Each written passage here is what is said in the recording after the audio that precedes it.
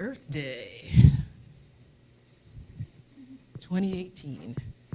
I hope you guys enjoy doing word searches and crossword puzzles and things like that. That's why I put a couple in there, just to let the child self come out in Earth Day and play. Okay, you can even color along the edges. Charles Fillmore said that in order for us, excuse me. Charles Fillmore said that in order for us to really understand the world of creation, we have to have some kind of understanding of what God is and what our connection with God is. And I believe that's true. We have to know a little bit about how God is expressing in and through us and in this creation that we are a part of. From our Foundation of Unity books, which we are working through as a series, Lessons in Truth by Harriet Emily Cady, we understand that there is only one God. And there is only this one God in the universe. Only one source of everything that has shape and form and life and breath and energy and love and creativity in this world. And that the different forms that we see are only different levels of expression. Whether it be a person we're talking about, an atom, a quark, what is that, the Higgs boson, the smallest matter here? Anyone remember what that is? Higgs boson? Yes, that's what I'm talking about. Yes, thank you very much. Even something as small as that particle, or talking about animals or minerals or a rock, we're talking about a form of expression that God is taking. Everything that is manifest is but an expression of this one source of all. Emily Cady explains that God is substance. Now, substance, sub meaning under, and stance meaning something that stands under everything else. Okay? And God being substance forms the essence out of which everything is made. Now, Charles Fillmore used to call it the ethers, okay? Everything around us, this invisible whatever it is that contains the life and the energy.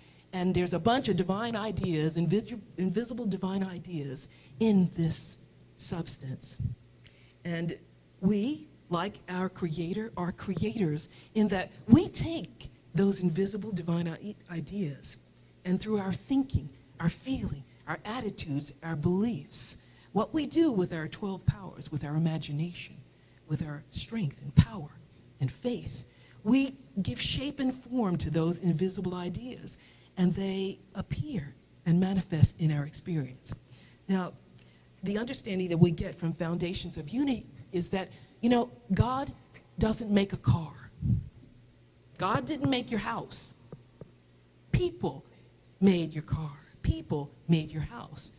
But God is the substance out of which people made your car or your house. Now, I'm hoping that it would be different, because I would really love for God to make for me a 2018 Camry Hybrid LE. This seems to be one of the rarest cars on earth, I think. Okay. And that's why I haven't driven a new car here. I'm borrowing Linda's car because I'm waiting for this vehicle. And the last salesperson said, you know, do you have any idea how rare this car is? And I thought, well, actually I didn't before I started. I just looked on the computer, you know, and I went down the list of the best cars in the USA, okay? And number 1 was Camry, not the hybrid, the regular one, but number 3, I don't even remember what number 2 was. Number 3 was the Camry Hybrid, 53 miles per gallon. Now, God could have made that car, but God didn't make that car. People made that car with the wisdom and the guidance that God gives us.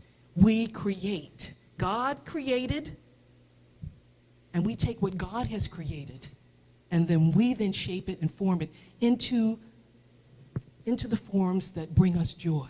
And sometimes we bring it into the forms that cause us to have corrections in life. It's all good. It's all good. Okay? But the thing is that everything has all of God. It's kind of like you say that the drop of water, it has everything that the ocean water has, okay? Everything that it has, the same composite, the same elements are in it. But we can't say that the drop of water is the ocean. The drop of water is one expression, one aspect of the ocean. It's also kind of like a diamond, and the facets of the diamond are the diamond, but each facet reflects the light in just slightly different ways. But all together, they make the one diamond. And that's kind of how I see the world of nature, okay? I love the quote that I shared with you in your program, and this is by Ben Zinner.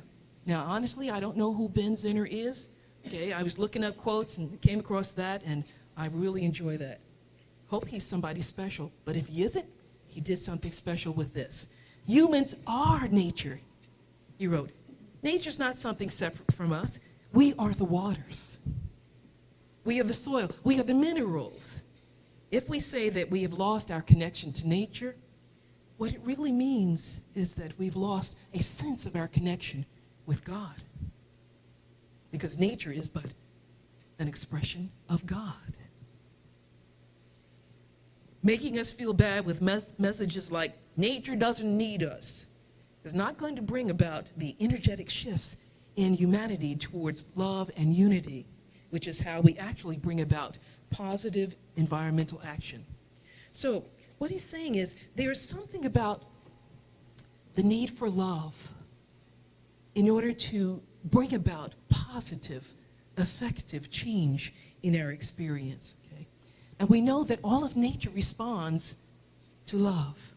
Have you ever spoken to your plants? Anyone ever do that? Okay. To some it sounds silly, but it does make a difference because we're energy. The plant is energy, and it's all the energy which has its source in God. Okay. And I name my cars. Okay. Any of you name your vehicles? You do too? Okay. The reason is because that car is alive. Okay. The metal in that, the minerals in that, is God's substance. So, instead of the car, it's Franklin, okay? It's alive. I acknowledge the source of that car, of Franklin, is God. God didn't make it, but God is the substance out of which it is made, okay? And this is how we create in our world. And sometimes we have created beautiful, healing, prospering expressions in this world. And sometimes we have created things that have caused destruction and upset in the world of nature. And this is a learning experience for us because what we are about is learning what it means to be co-creators with God on this earth plane. And it is a privilege and it is a great responsibility at the same time, okay? And in order to know how best to work with the environment that we are in, how best to be a blessing to other people and to our world, you know, we really have to check in at headquarters. Charles Fillmore used to say, well, I don't need to go here and go there. I'm going to go to headquarters for my answer. I'm going to go to the top guy, okay? And we can check in whenever we need to. And today is an opportunity for us to reflect on how we have been interacting with the world of nature in our personal life, okay? Do we reuse, reduce, and recycle in our lives? I was on the internet and I received movies from a particular website, and they have a movie called The Plastic Ocean. And I was looking at the trailer for this movie, and you know, it was kind of frightening, okay, because these scientists had moved to, and I think is it Antarctica, they were at some area where they thought the water would be pristine, and the divers had gone underneath the water, and they saw all these particles, and they were asking what this was, and they realized it's pieces of plastic in the water. And they were doing some studies and saw, for example, that in one duck, that might be on the video that I'm going to show you, in one duck, which was like, had been born and was 90 days old, they found some 100 and something pieces of plastic in its body. That's a scary, scary thought. You know, and I thought it was a good thing, you know, I'm drinking water, okay, with plastic recyclable bottles, but not all of that goes into recycling. And what is not going into recycling is going somewhere on this earth and into the water, they're finding. So there are movements right now to begin banning plastic bottles again. And this has got to be a good thing because it's a scary thing. The fish are ingesting these pieces, and we ingest the fish. We are connected. We are one. Okay? So what we do to our environment, we experience personally, whether for good or for ill.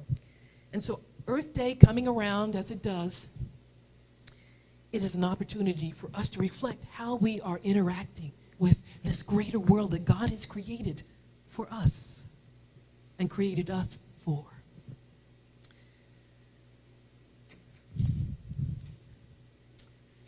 Now, our role in the early days of humanity's history was simply to survive.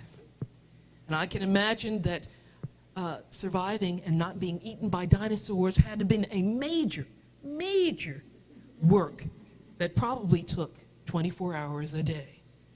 But we don't have dinosaurs like that anymore. We have dinosaurs of issues and problems in our environment and in our relationships with others. And because we have grown spiritually, we know how to survive. But what we haven't figured out yet is how to live in total harmony with this greater world that God has created for us. And we're making effort toward that, and it is a good thing. It is a cherished thing, and we all have our part to play, and educating ourselves about what else we can do to bring healing and wholeness back to our environment is an important thing to do. So what does it mean to practice the presence of God? You know, I thought about when I was younger and sitting at the piano, upright piano, in the dining room practicing. And it made me nervous. I was very shy to play around anyone, okay? And when our family would go visit someone and they had a piano, and as soon as they found out that I played, they always wanted me to play. So I learned not to memorize music. I said, I'm sorry, I don't have my book. And I honestly could not memorize music. Okay? To this day, I don't memorize music. I use that as a way out, but it handicapped me later in life. Okay? And I still have that. Okay? But I can play by music just fine. But it's interesting how we figure out ways to cope with a situation that later on we realize we need to let go of. We need to release. It served its purpose, kind of in a way, at one time. But to hold on to something, to continue doing, responding to life and reacting to life in certain ways that at one time seemed positive and now we realize is not helpful, in fact, is harmful, means that we have to be willing to let go and to let there be change and evolution. God involves its life in us, and we take that presence, that energy, and we evolve that into the forms of experience. Practicing the presence means constantly reminding ourselves who we are and how we are connected to God, and we are connected to everyone else and everything on this planet.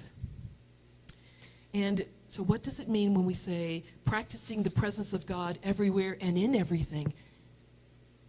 Well, this means to remember that God is in the midst of us.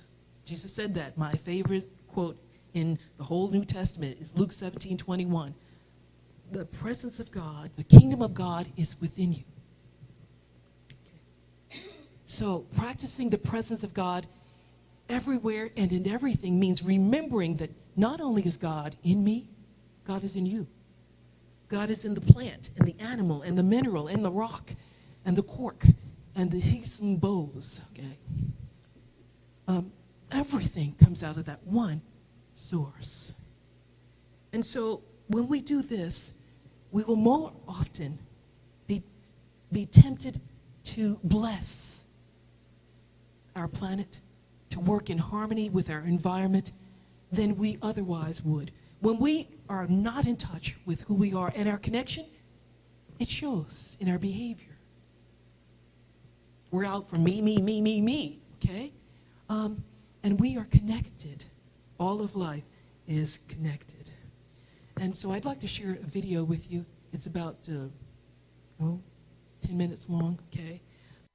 This is an edited version of our Sunday message on April 22nd, 2018, a request to show a film called Restoration, created by Conservation International, online on our YouTube channel, was declined for legal reasons, but Natalie Omundson, a representative of the organization, thanked us for including our film during the worship service.